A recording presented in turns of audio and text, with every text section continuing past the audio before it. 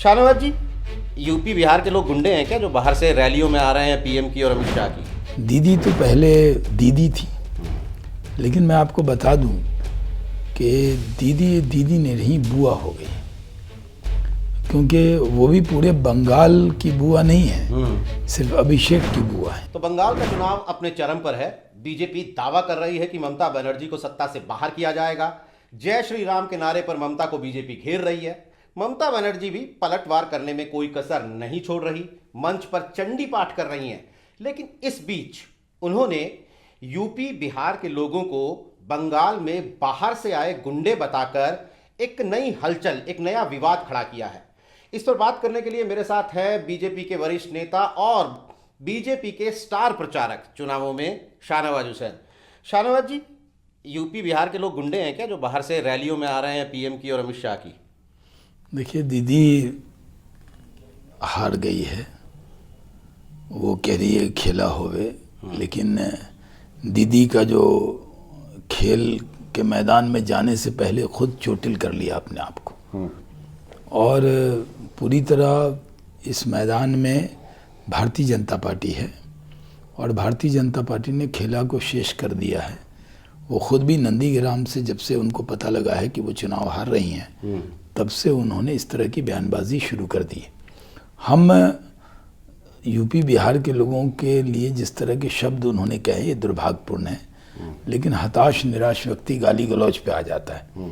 दीदी तो पहले दीदी थी, लेकिन मैं आपको बता दूं कि दीदी दीदी ने नहीं बुआ हो गई, क्योंकि वो भी पूरे बंगाल की बुआ नहीं है, सिर्फ अभिषेक की बुआ है।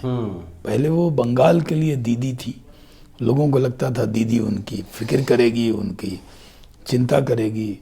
वो फोटा पे भाइयों से मिलती थी, रक्षाबंधन पे बंगाल के लोगों से मिलती थी। अब उन्होंने अपने आप को बुआ बना लिया है, और बुआ भी अभिषेक की बुआ।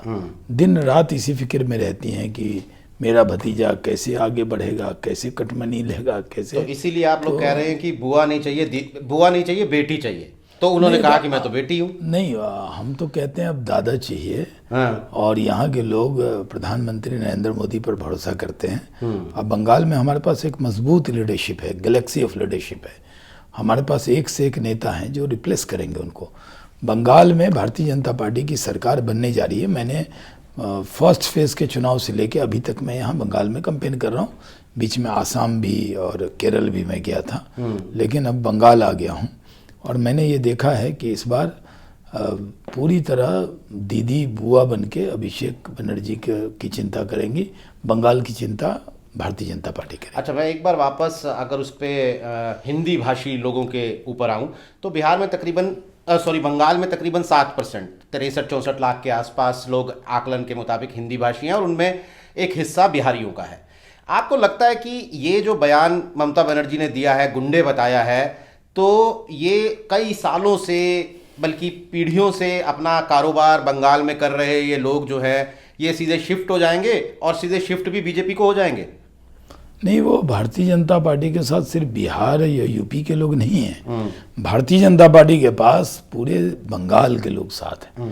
बिहार बंगाल के भी जो लोग यहाँ, जहाँ बिहार यूपी के लोग रहते हैं, अब तो वो बंगाली बोलते हैं, बंगाली कल्चर में मिक्स हैं, वो बंगाल का पार्ट हैं।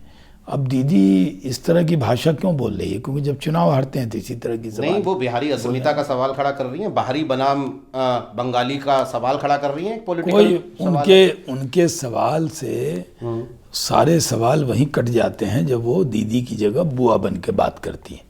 तो सिर्फ जी रही हैं अपने भतीजे के लिए, बंगाल की जनता के लिए जीना छोड़ दिया उन्होंने। बिहारियों को गुंडा अगर ममता बनर्जी बता रही हैं, तो एक स्टार प्रचारक के अलावा बिहारी नेता होने के नाते आपका क्या जवाब है?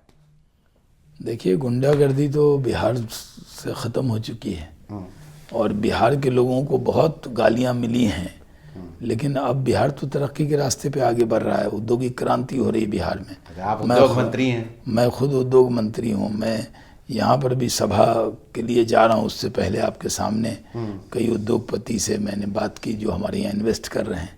तो हम लोग काम कर रहे हैं, और बिहार के लोगों का दिल बहुत बड़ा है। वो अब ममता जी की गाली को पूरे बंगाल की गाली नहीं मानते। बंगाल की जनता बहुत अच्छी है और बंगाली मानुष बहुत अच्छे हैं, बहुत संस्कार वाले भले मानुष हैं।